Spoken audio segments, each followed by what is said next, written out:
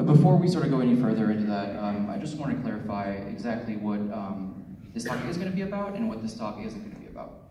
And what we're not going to be talking about is mostly related to the theory crafting aspect of AT.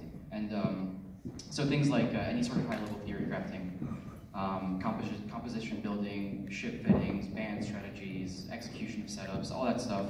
We're not really going to be talking about any of that. The reason why is not because it's not important, it's certainly very important. The reason why is because I'm sort of aiming this at newer teams. And for me, when talking to newer teams and trying to help new people get into the tournament, theory crafting is not really where you want to start. Theory crafting is sort of like a deep pit of sadness and despair, where you just go into it and you spend hundreds of hours completely wasting your time because you have no idea what the hell's going on, and it's just a complete mess. So it's just more of a source of frustration and just bad things for newer teams who just try to dive into theory crafting. I've seen teams do this, and I've made that mistake myself when starting out in the Alliance tournament. And what it usually amounts to is just a series of terrible setups that me and other people who have done this think work or have an idea of how they should work, but realistically are complete garbage after hundreds of hours of doing this. So it's not the best use of your time as a new team, and that's not to say that the theory crafting aspect isn't important, but especially at the beginning of the tournament season, even during maybe most of your first year, if you got a fresh team, it's not really something you want to focus on. There's a good chance that your team might have the next genius theory crafter who's going to come up with the meta-breaking comps and beat everyone. Pretty unlikely, and even if you do, it's going to take years of honing and practice to be able to really put those skills into use. Now, I hear what you're saying. If you're not going to theory craft, how are you going to get comps, right? It's sort of like the basic idea. The answer is that you want to steal everything. There's a wealth of resources, 99% of it from the previous Alliance tournament. What we've seen in the past year is a relative stabilization of the rule set with just a few little bumps to sort of modify stuff. Which means that if you're looking at compositions from the top 8 teams from last year, there's a very good chance that those setups from last year are much better than anything you could ever come up with. So the first piece of advice for new teams, new captains, new theory crafters, spend the time, look up the VODs, look up the, AT Match Viewer is a great resource. You can see the replay, you can slow it down, you see how they're flying the compositions. So spend the time, and this is not an easy task, because you have to spend time to analyze the matches, how do they take this comp, how do they fly it, and the information is right there. You just sort of have to figure out what exactly it is they're doing. So copy all the fits. Zkill has every single fit or lost mail from the Alliance tournament. There's maybe single-digit ships that we haven't seen the kill mails of, but those are from compositions that you should probably never even try to fly anyway. So for example, for new teams going into next year, or maybe second-year teams who didn't do very well last year, grab a battle cruiser setup, put 4, 5, 6 battle cruisers in a comp, put T2 lodging, and then some other garbage, and that's probably going to be better than spending the next 100 hours on coming up with a setup. It's probably not going to work. The reason, I guess, that these newer teams can't really do the theory crafting aspect is because there is so much time and experience and information that you get from actually playing in the Alliance tournament that you can't really get any other way. Even practice sometimes is not as efficient for learning as you would expect, and every time the Alliance tournament rolls around, even the top teams, sort of get smacked in the face with, some hidden meta, something they hadn't seen coming, and these are theory crafters and teams with years and years of experience. So, first piece of advice, your team, steal everything. Don't dive into the theory crafting, don't spend hundreds of hours. It's also a huge source of confrontation for the team, which is something that's best left avoided. So what it is going to be about, it's going to be about building and maintaining sort of a cohesive team. Starting out in the Alliance tournament is really difficult because you have no base, you don't have a group of people that you can rely on. The teams that, even the weaker teams, but the teams that have been playing for a few years, even if they're not very strong, they sort of have that organization set up. They have, the 4 to 5 dudes that, the team captain can rely on, and that those dudes are always going to be there. And then they sort of fill out the rest of the roster with new people and, other such people. It's going to be about avoiding major pitfalls, the big mistakes that newer teams make coming into the tournament, and how to not deal with that, essentially. And all of this, as I said, is going to be mostly focused towards newer teams, newer captains, second-year teams who don't have much experience. I would never claim that there's just one way of doing this. All this information is sort of what I think and things that I've experienced over the years that I've done AT. Every situation is sort of different. If you were in a hardcore PvP alliance with 300 or 400 super dedicated dudes who all have 150 million skill points and know how to fly their ship, then obviously some of this advice isn't really going to stick. But for the average sort of normal Tranquility Alliance, I think a lot of this information is going to be quite useful. So the first thing that you need to do, and this sounds probably easier than it actually is getting people in the door.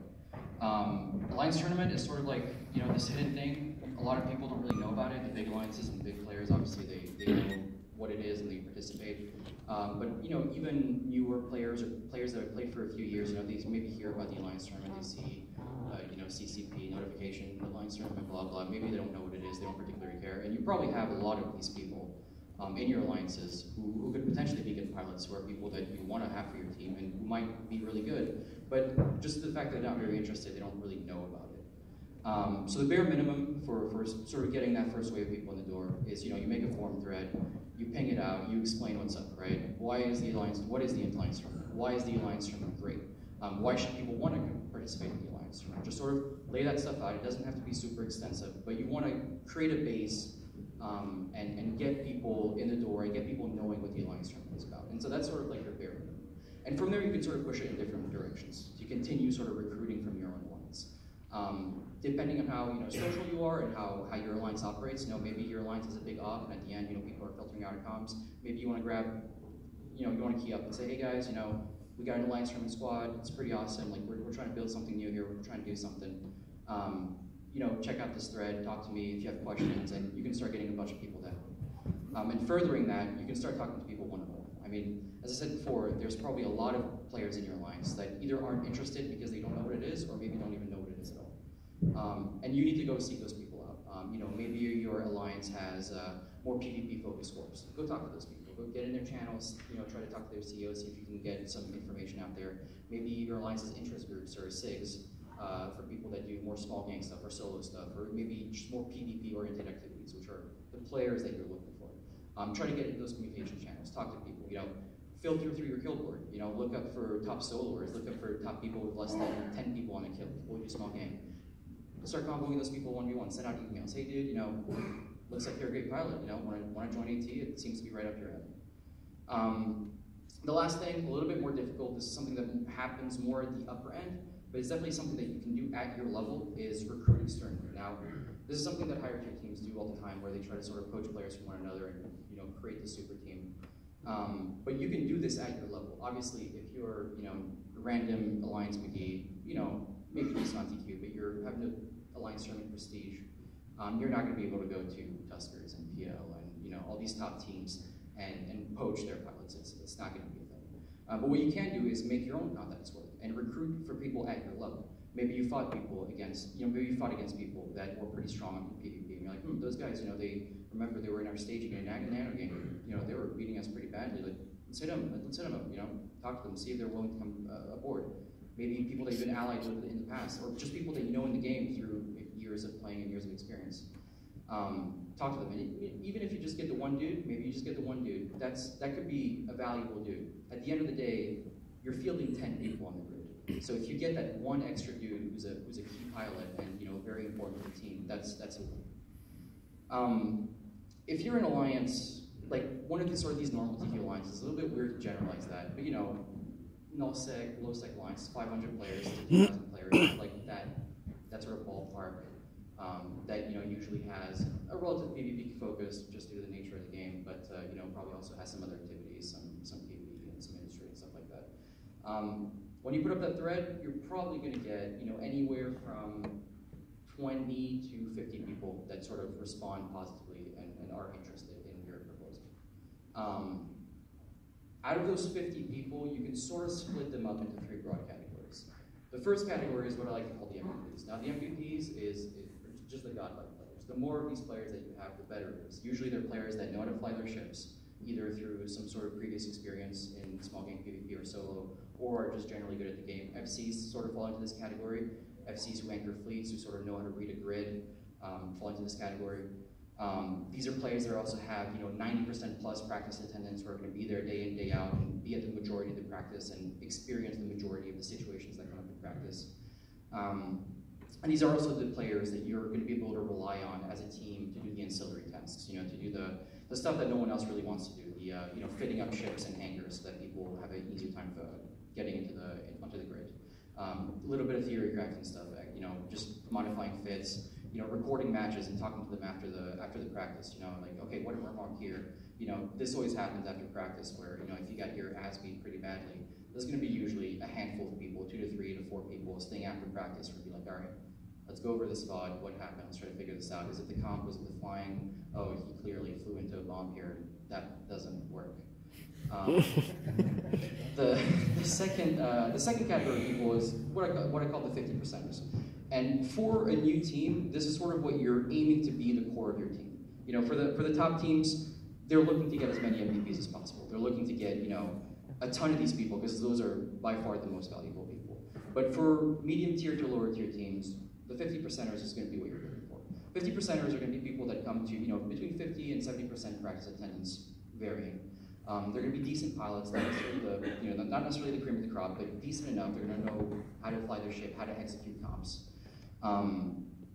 The downside being that usually this group of people will not do too much extra work on top of that. They'll show up to the amount of practice that they show up. They'll do their job and they'll be decent at it, but they're not really going to help much on the ancillary stuff. They're not going to back you up on logistics. They're not going to back you up on theory crafting.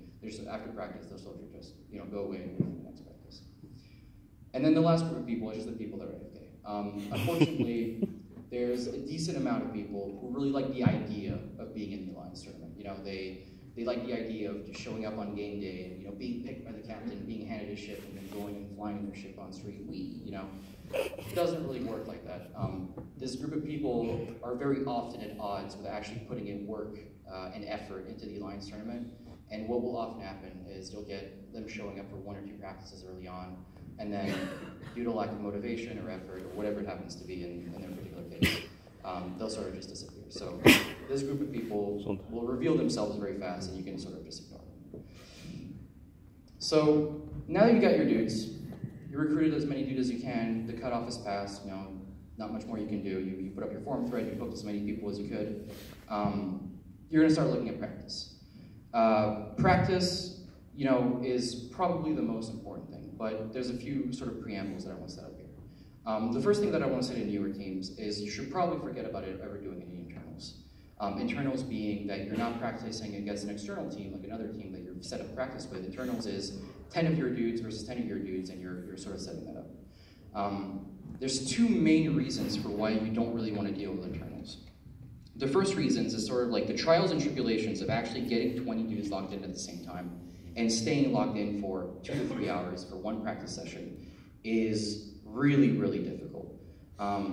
Most teams, if you talk to newer teams, and I have, they have trouble getting 10. And so you don't want to set yourself up for failure. You don't want to set up these internal practices where you're expecting, max attendance from your 25 actives. You sort of want to just make sure that you get the 10 and schedule against external teams, because doing the work and doing the setup to get 20 people regularly is going to be a huge time investment, and as I'm going into next, not a huge payoff. The reasons why the payoff is not going to be huge, in theory it sounds great. Not only are you're not showing comps, right? So if you're going to practice externally, the unfortunate reality is that your comps are going to get around. Unless you've got a super friendly practice partner that you trust a lot and trust every single member on that team to not reveal what you're flying, the reality is your comps are going to start getting around. And this is something that we saw very clearly during practice in the early stages, where a strong team would show up to certain practice schedules, and then the next week everybody would be running their comp. So that's the positive, the ideal positive in internals, is that you're not showing comps, and then you're theoretically training more dudes. Now that works for really high tier teams. That works for teams that can actually field 20 good pilots reliably. And that works for high tier teams that can actually gain good information for internals. Because one of the other main positives of internals is that you can test matchups. When you're sort of testing against other teams, if you're doing bans or if you're not doing bans, they're sort of bringing the setup that they want to bring, and you're sort of bringing the setup that you want to bring. And what happens then is that you're not really testing specific matchups. And so with bans, you can try to influence that, and you're saying, okay, let's just ban out shields and see what they bring. And I sort of want to try this, but if they bring something else, it's okay too. Internals allows you to do that and really quantify results from matchups.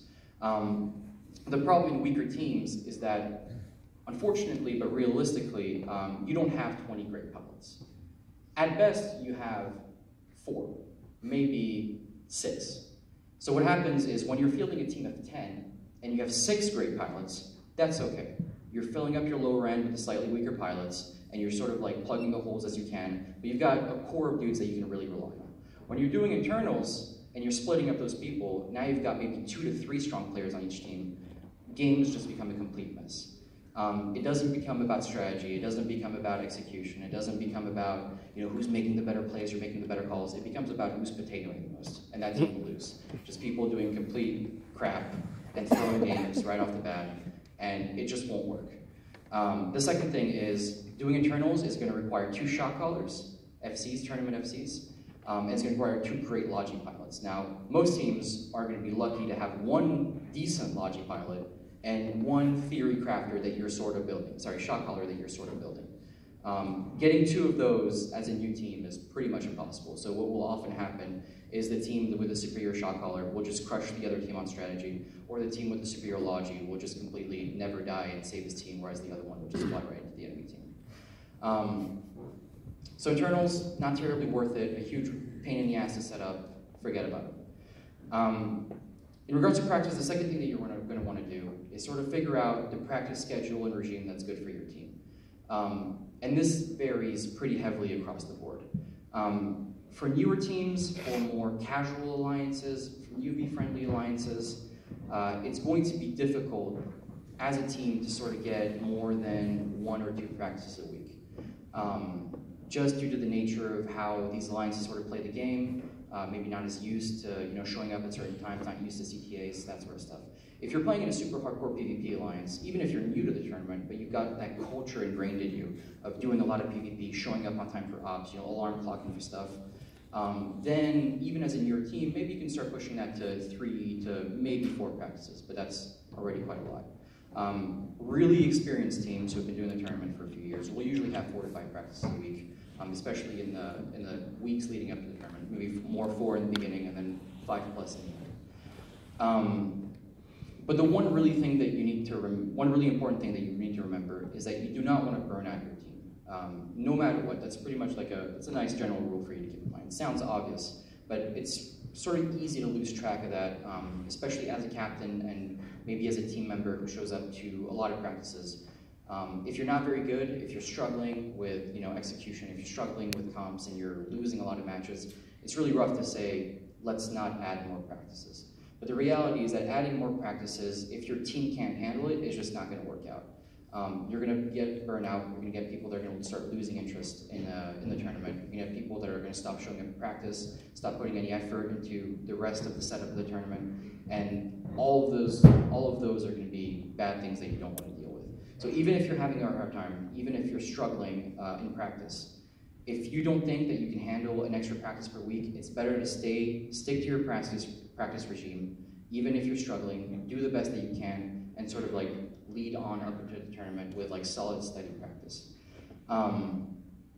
There's nothing more frustrating than setting up external practices with another team, and you show up on the day and you've got 6 to 7 dudes, and they've got through 10 dudes, they're waiting, they're in a comp, they're good to go, and you're pinging on Discord or Slack or whatever it is that you used to ping. You're writing up angry forum posts, and no one's coming. And then you have to go to the other dude and tell him, dude, I'm sorry, I have 6 people, we have to cancel. Now you're wasting their time. You're probably lost a practice partner, which you might not have many of if you're in your team, and so that's really not something that you want to deal with. Keep an eye on burnout. Figure out how many practices you can do per week, and sort of just stick to that. How many practices you can actually do is sort of up to the team to figure out. It's broad metrics. You can say, okay, how many actives do we have?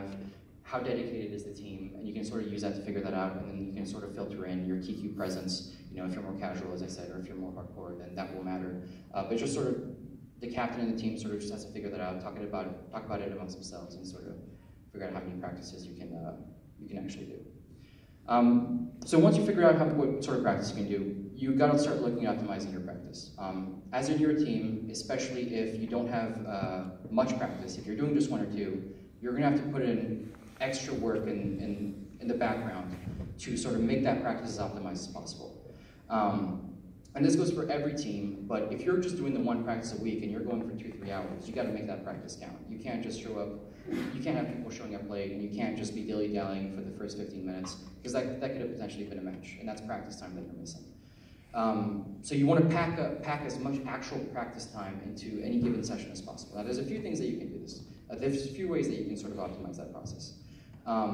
The first thing is pretty obvious, but it does take a little bit of effort, it does take a little bit of time, so someone has to take that time. Usually the captain, the shot caller, one of your MVPs, if you can rely on them and you have one, is pre-build all your ships and your comps. Now, luckily enough, if you're a newer team, you probably don't have too many comps. You maybe have 1 or 2 comps, especially in the beginning, hopefully that you copied, you have the fits, you have everything you need, so that's set. But you're still going to need someone to sort of show up on, during the week before practice, or log on an hour earlier, and sort of just fit up all those chips. Put the cap boosters in the XLASB, put the implants in the cargo if you're running with implants, and it's going to take a little bit of time. It's going to take 45 minutes to an hour per comp, and that person should probably be rewarded later. But for the rest of the team, when you show up, when it's time to go, and you're assigning ships, and you're telling you go in this ship, you go in this ship, or you go in this ship, we're doing this comp, all they have to do, open the hangar, drag the ship, get in it, plug in the implants, they're done. That's a 2-minute job. When you're asking people to fit ships, that's when you start running into troubles. As intelligent as these players might be, apparently fitting ships is really not one of the strong groups, strong suits of these players. Routinely people will end up with that cap boosters, unloaded weapons, just missing offline modules because they forgot implants. And the more you minimize that, the less mistakes you'll run into, and the more time that you'll have to actually practice and actually be on the field. Because you can say you're setting up a 2-hour practice session, and that sounds fine in theory, but I've seen newer teams get 3 actual matches in a 2-hour session, whereas really experienced teams who have their stuff locked down will go maybe 5 practice sessions in 1 hour, which is 10. That's almost 3 to 4 times as much. So get as much practice time as possible. The second thing that you can actually do is meet up a little bit earlier, maybe 15 to 20 minutes earlier before the actual practice, and sort of figure out how the practice is going to go today. Meet up with your captain, your shot caller, your MVPs, and anyone else wants to participate, anyone else wants to help out. This can be open, this doesn't have to be a super secret thing. Figure out what comps you want to run today. Figure out what bands you want to do with those comps. Try to get the enemy captain in on those bans at that point. If you can set up bans, you can set up comps before the practice time actually starts. That means that as soon as it's go time and people start logging in, instantly you can start assigning ships, you can start doing stuff, and in 2 or 3 minutes, hopefully you're on the grid and you're doing your first match. As opposed to lazily showing up at 1900. Oh, gotta open up a convo with the enemy captain. Are you guys here? Do we have ships? Like, what's going on? If you show up 15 minutes earlier, make sure you have the ships. Oh, we're missing a few VNIs. Okay, go build a few VNIs while we're doing the rest of this. Okay, building a few VNIs. We got it, we're good, okay. And that's really gonna give you an advantage and allow you to get as much practice time as actually possible. And the last thing, this is a little bit more specific, but this is a team that I've seen a lot of newer teams make, is that newer teams will tend to play every single match out. Now what I mean by that is, when you're in practice, sometimes it's pretty clear that one team has sort of won the game, which doesn't mean to say that the game is completely over, but if a team makes a mistake very early on, loses a logi ship or loses a key ship in the process, something that is very clearly a killing blow, so to speak. What some weaker teams will do is they'll play out every single match to its completion. So that'll force the enemy team, even though they have a significant advantage, to just have to sort of grind out through all your ships and finish the match in 5 minutes. Whereas you can maybe just call it after 2 minutes when it's pretty clear that you've lost and say, okay, clearly we've lost this game, we surrender, let's reset and go again.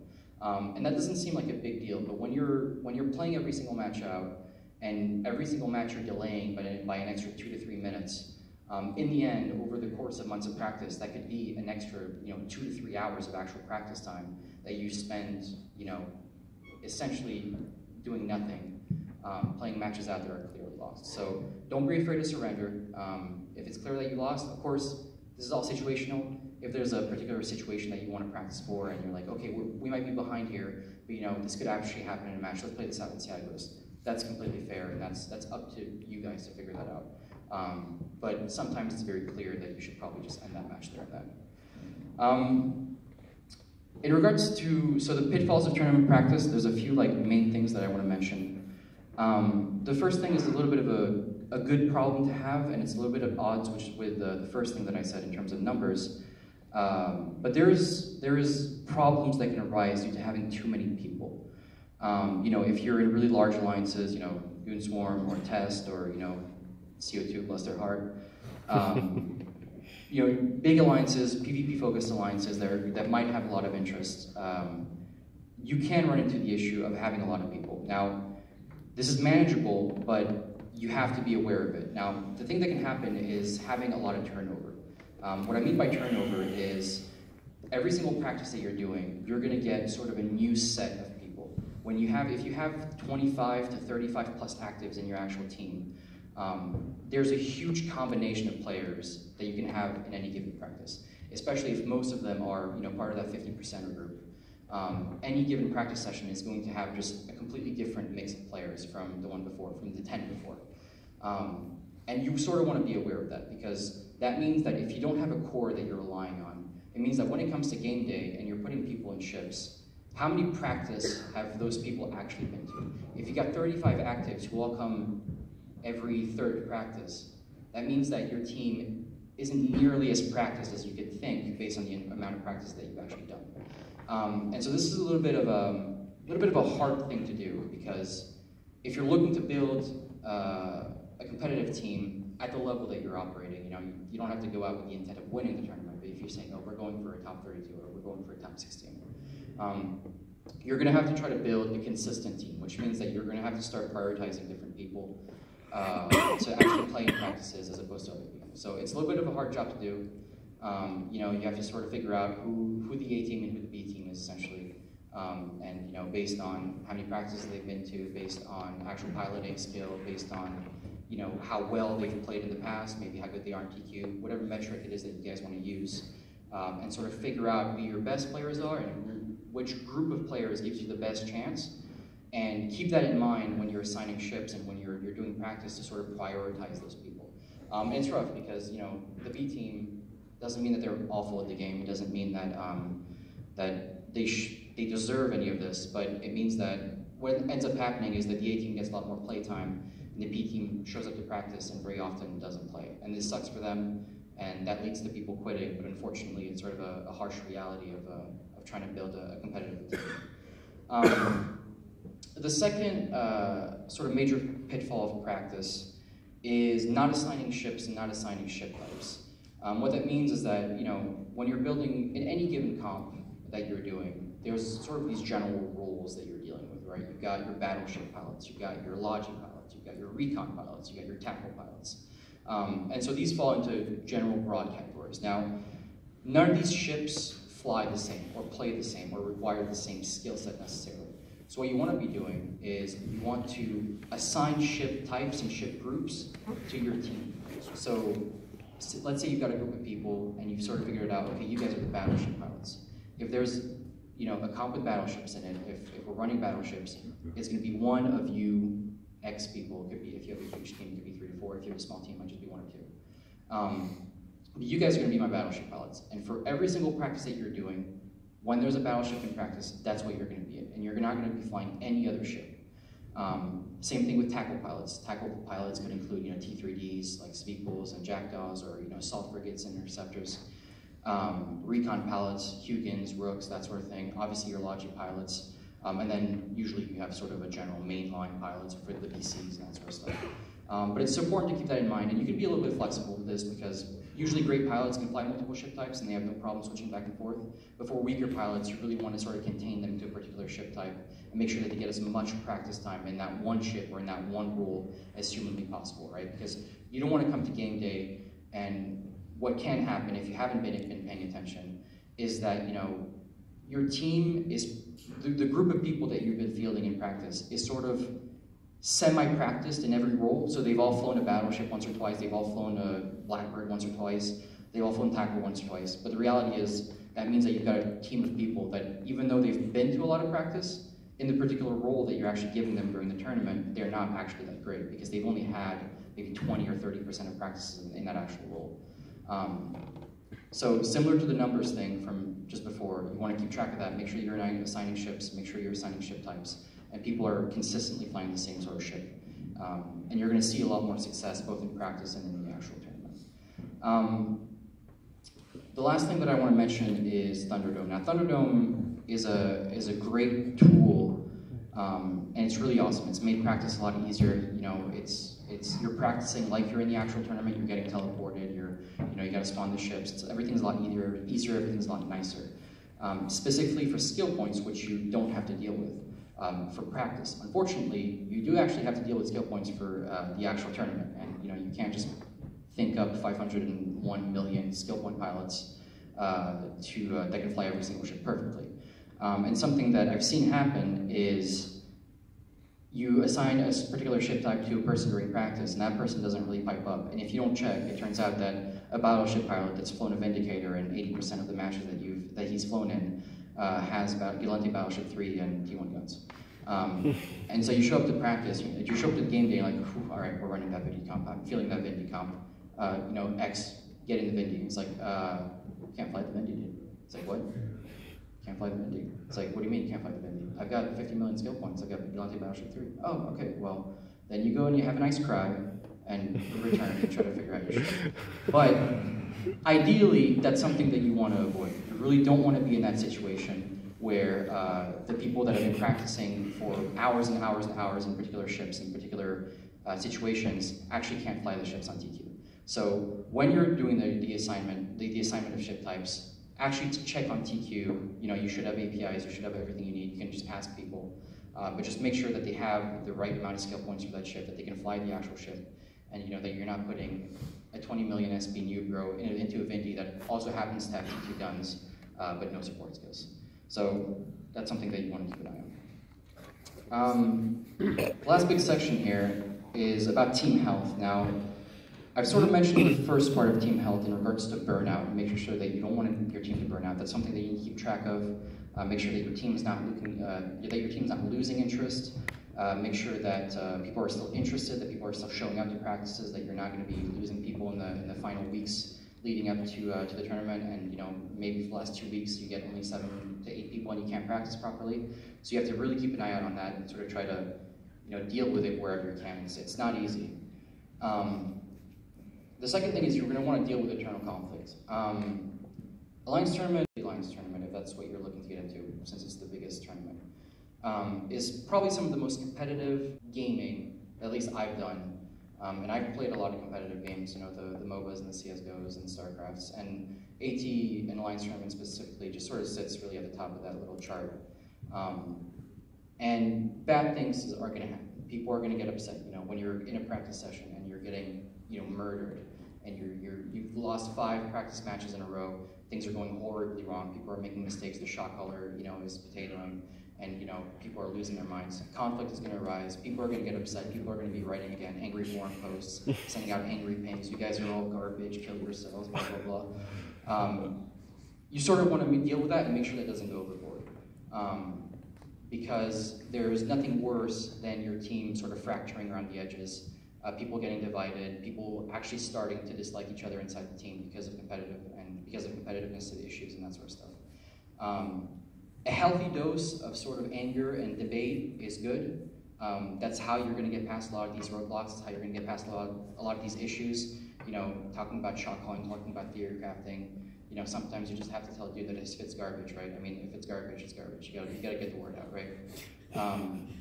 But you gotta make sure that it doesn't go too much over the top. You gotta make sure that people stay relatively civil, that people aren't actually getting hurt, and that you're not losing people due to saying, dude, I love AT and I want to show up to practice, but that one dude is gonna he's gonna go off on me, and he's gonna destroy me, and I don't want to deal with that today. I've had a rough day at work. I'm just gonna go play Destiny 2 or something, right? So try to deal with internal conflict.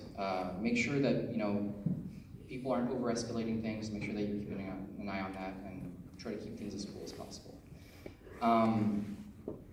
The last major point here is about communication. Now, communication is sort of a weird beast, and it's the only part of this talk which is going to be about actually being on grid. A lot about what I've been talking about is organizational stuff, getting on grid, how to optimize practice, how to do practice, that sort of stuff.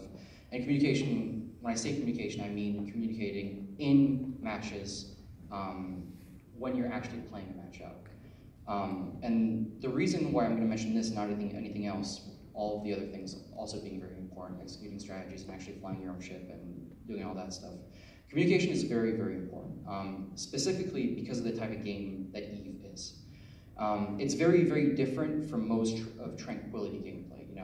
Most people, when they hop into a fleet, if there's a strat up or if there's a CTA, whatever it is that you do, even just a roaming gang, you hop into a fleet, there's a ship type, you get into the ship type, and you just follow VFC. And usually, drunk fleets aside and that sort of stuff, it's usually not recommended to key up and start, spurging around and telling people about your life. Alliance Tournament is very different. You really want people to be communicating. You want people to be telling the rest of the team as much information as possible from their point of view and from what they're doing and what they're seeing. You got 10 people on your side, 10 people in your comp. Presumably all of them in a key ship that's supposed to do some vital part of the comp to accomplish victory, essentially. And so you really want people to be telling the team and telling the shot caller exactly what they're doing, exactly what's going on, what's preventing them from doing something. Are they doing what they're supposed to be doing? If there's something that's going wrong, they have to say it. If there's something that's going right, they should probably also say it as well, just so that the shot caller knows that at least that's going right. He can focus his attention elsewhere. So something that I always tell the newer pilots and people getting into the tournament is say everything that requires an action. So if you're double-clicking in space, that's an action. If you're activating a module, that's an action. If you're launching drones, that's an action. And so it could sound like this, right? If you're starting at the beginning of the game, let's say that you're in a bomber. You're in a bomber with torpedoes, you get an afterburner, you got 2 remote sensor boosters, and you got a target panel. That's your ship. It's not very many modules. It's 4 or 5 buttons, really. You got no drones, you've just got your ship and 5 buttons. The beginning of the game could sound something like this, I'm Bap, right? So I could say, Bap, burning left, AB on, right? Now what does that transmit? The shot caller knows that I'm moving. He knows that I'm not sitting still, that I'm not gonna get volleyed by an artillery cannon just popping me. He knows that I've turned my afterburner on, which is one of my key tanking modules, so he doesn't have to worry about that. And he knows that I'm burning in the right direction, assuming that left is the right direction. So he doesn't need to be worry about that. Now, I'm in the bomber, I'm locking up my targets. I can say, torps on, the cane, target painter on. Okay, great. He knows I'm in range, because I activated my torps. He knows I'm target painting. Now the whole team is going to be doing more damage. And the target painter in that ship could be really key to other bigger ships applying damage. If you've got cruise ships, if you've got battleships that are supposed to be doing damage at range, the target painter is maybe 20 to 30% extra damage on a cruiser-sized target. And so now the shot caller, okay, the target painter's on, perfect. Those type things are going to be doing a ton of damage now. And then I can say, locked up, R-Logi, whatever his name is, you probably say his name, remote sensor booster, ECCM script. Perfect. Now what have you said? You've transmitted every single action that you've done. You've activated your AB, and you started burning in the right direction.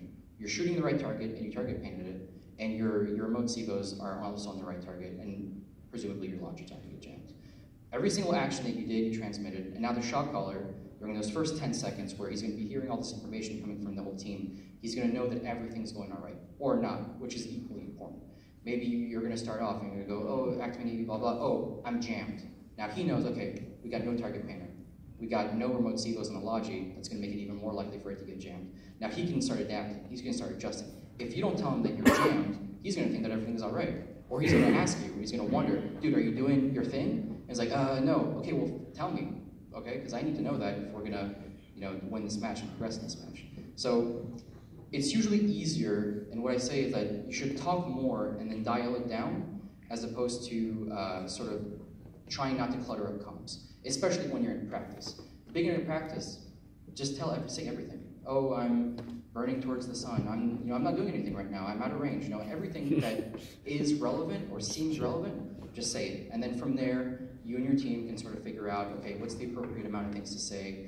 This is not that important. Oh, definitely say this. And from there, you can really go.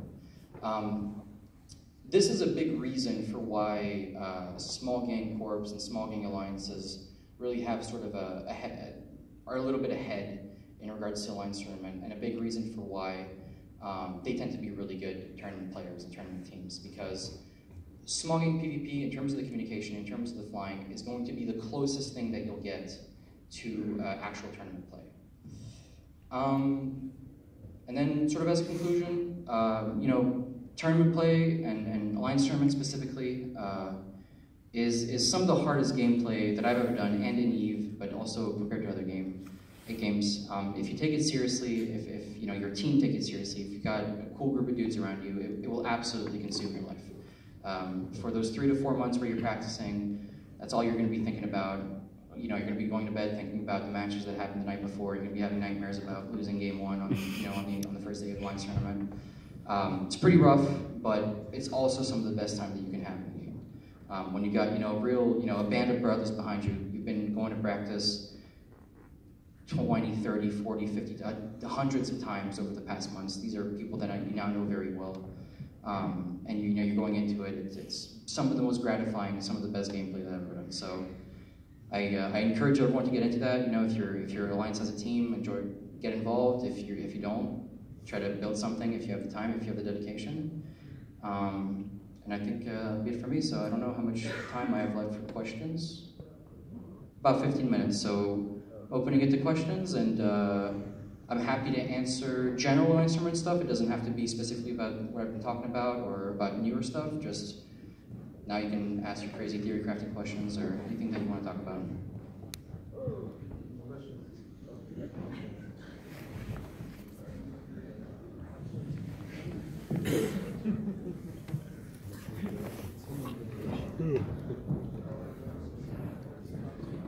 Hi, there is a huge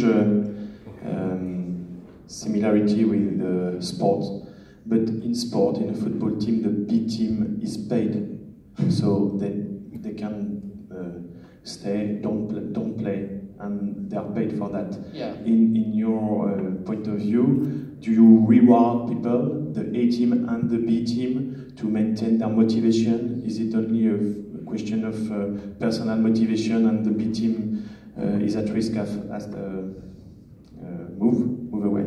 Yeah, very good question. So there's how you structure rewards is sort of up to you. The sort of unfortunate thing is that if you're in your team, you unfortunately cannot expect a huge amount of rewards.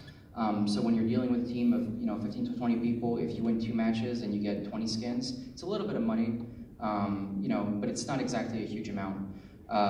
If you're in a really good team or a top tier team, what they'll usually do is rewards will be 100% based on participation.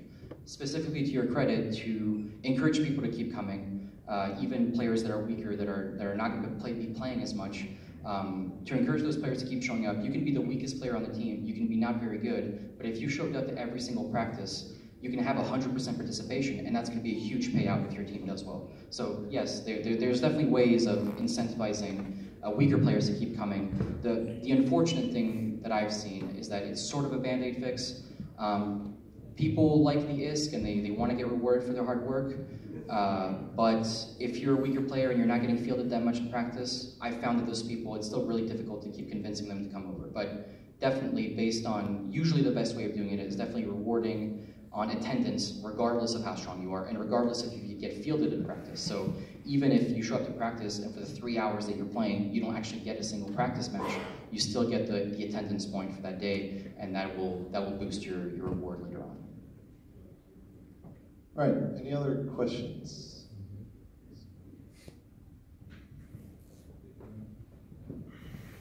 You can come meet me halfway. We are all hungover today.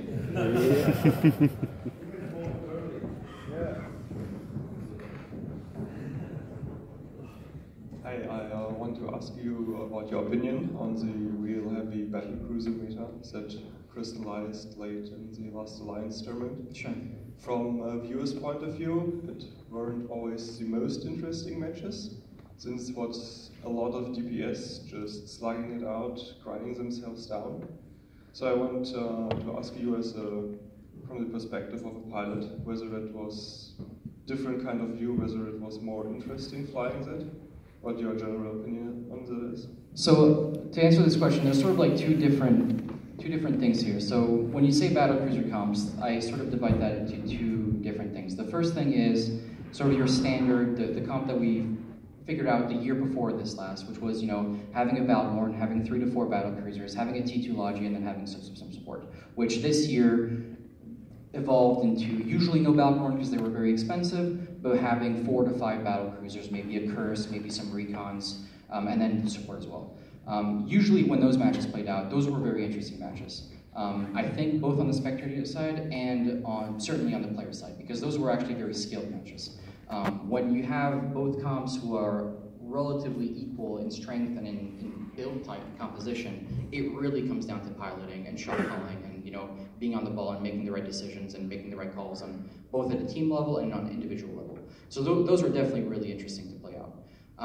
However, the exception to that is, you know, the last weekend, the APC comp, the Plank, the Octodad comp, whatever term you're using, yeah, those were definitely a little bit less interesting. Just, you know, buffer tanked battle cruisers with, you know, 150 kilometer kill range that can hit out any range, do 350 to 700 DPS, and just have a huge amount of HP to grind through.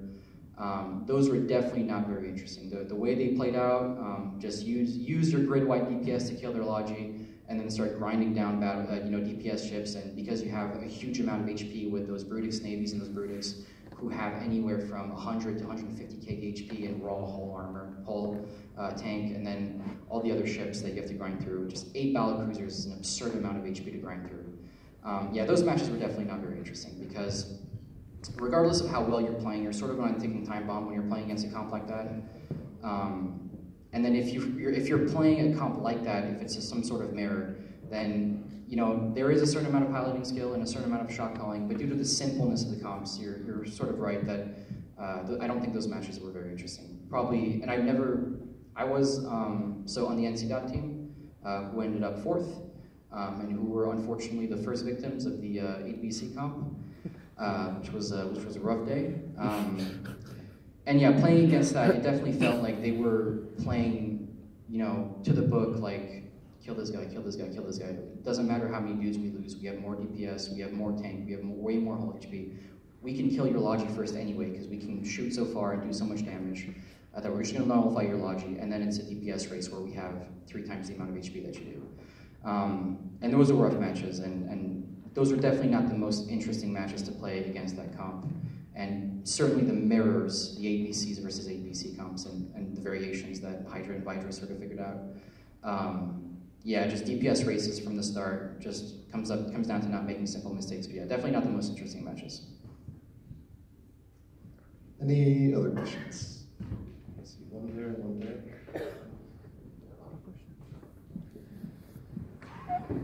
What's Rice to do an introduction?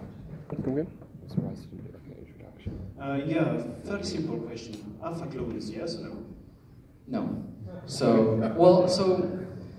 the new alpha clones, we have to see sort of where they land. The old alpha clones certainly not, not enough support skills, not enough anything. They're complete garbage as far as tournament play goes. When you're talking about the better teams, the top 4, top 8 sort of teams, the PL, Volta, Tuskers, NC Dot, those sorts of teams.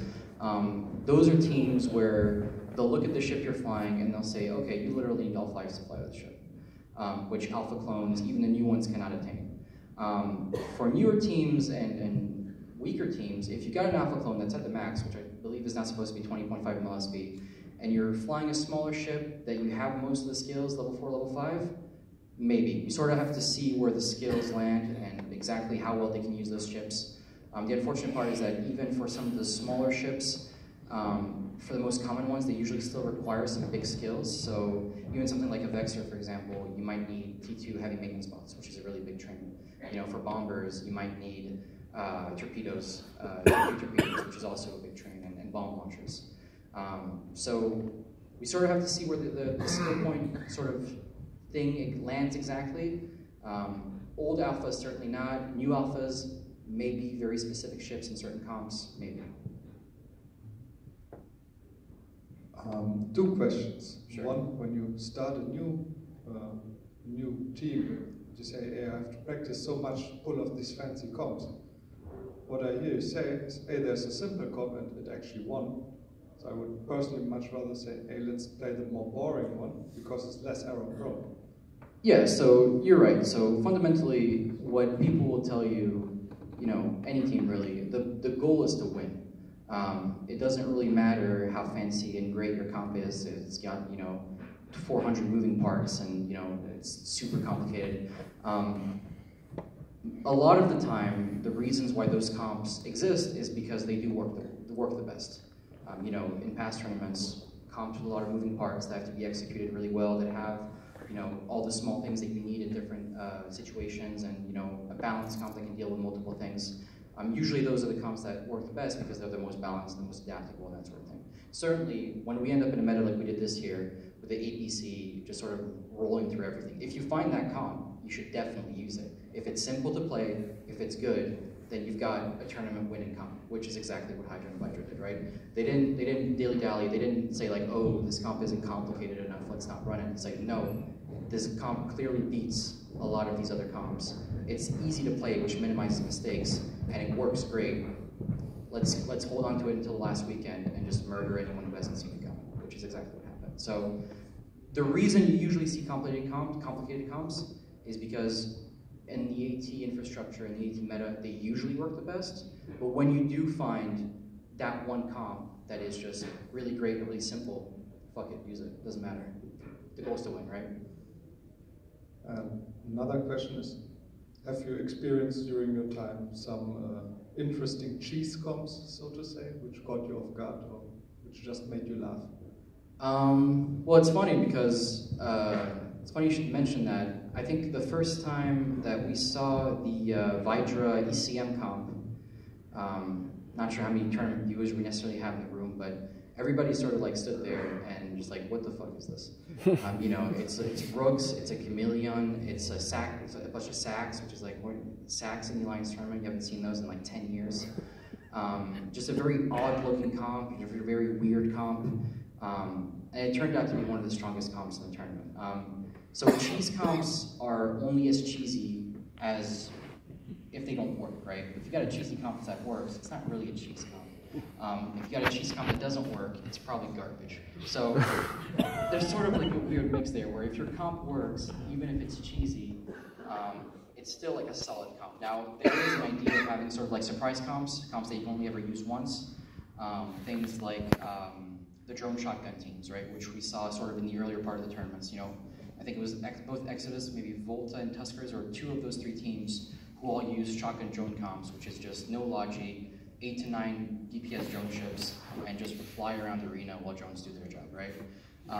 Those are comps that are a little bit cheesy in the fact that they don't really reveal anything, and they don't really work against better teams and better comps, but you can sort of like clear out the rabble in the early stages of the tournament. So cheese comps definitely have their place, but saying that something is cheese is a little bit odd, because compared to some other games, if your cheese works, then it's not really cheese. If your cheese doesn't work, then probably shouldn't try to use it. So, yeah, a little bit of balance there. All right, let's see. Any other questions? Doesn't look like it. You can have some cheese after this. So, thank you. All right, well, thank you very much.